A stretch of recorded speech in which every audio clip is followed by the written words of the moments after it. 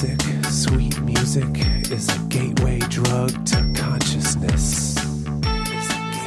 Voilà, bienvenue dans cette nouvelle capsule vidéo dans la série sur le roi David. Nous continuons donc l'histoire. Je vous avais raconté que David avait été choisi parmi ses frères contre toute attente, alors qu'il était a priori rouquin, qu'il était simplement berger, qu'il était probablement le plus petit, le plus jeune d'entre les frères, et qu'il n'avait absolument rien de majestueux qui puisse guider le choix par l'intermédiaire d'un simple homme. Mais non, c'est Dieu qui a dit à Samuel, non, c'est celui-là qui va être le roi que je veux.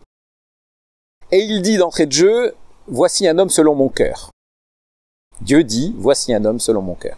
Je vous dis ça parce que c'est très important. Très important, je vous raconterai pourquoi dans une autre capsule vidéo comme une expérience personnelle. Donc nous voici avec ce futur roi qui étrangement ne va pas être intronisé tout de suite. Parce que Dieu ne fait pas les choses par la violence, en tout cas rarement, et le roi Saül est encore en place et la détresse qu'il impose à son peuple n'est pas arrivée à son terme. Elle n'est pas arrivée à son paroxysme.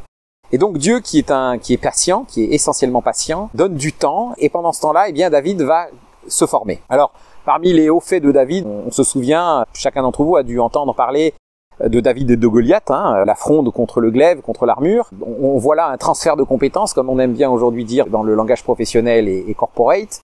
On voit là un transfert de compétences d'un berger, d'un petit berger, qui ne se bat qu'avec une fronde et une pierre pour terrasser les ours et les loups qui attaquent ses brebis. Et il va se servir de sa fronde et de son caillou pour terrasser un géant qui, d'après les textes, fait probablement pas loin de 3 mètres, voire un peu plus de 3 mètres de haut. Donc ça fait partie des géants. Eh bien, ce jeune garçon qui est sans armure, qui n'a pas d'épée, qui n'a rien, qui ne sait faire que tirer à la fronde, eh bien, va terrasser un géant en lui tirant une petite bille de pierre dans le front et va ainsi le tuer net. Donc l'histoire de David en tant que sauveur d'Israël, entre guillemets, commence comme ça. David va être intronisé roi beaucoup plus tard, mais il va d'abord être appelé à la cour du roi Saül, tout simplement parce que il va devenir progressivement chef de son armée. Et comme il était musicien, sa musique apaisait le roi Saül qui était pris de crises de rage et de folie, qui était probablement malade, et qui tout d'un coup était possédé par des émotions terribles qui le faisaient saccager tout sur son passage. David va plusieurs fois essuyer le risque de la mort en étant au service du roi Saül, mais il reste fidèle et il devient un ami extrêmement intime du fils de Saül qui s'appelle Jonathan.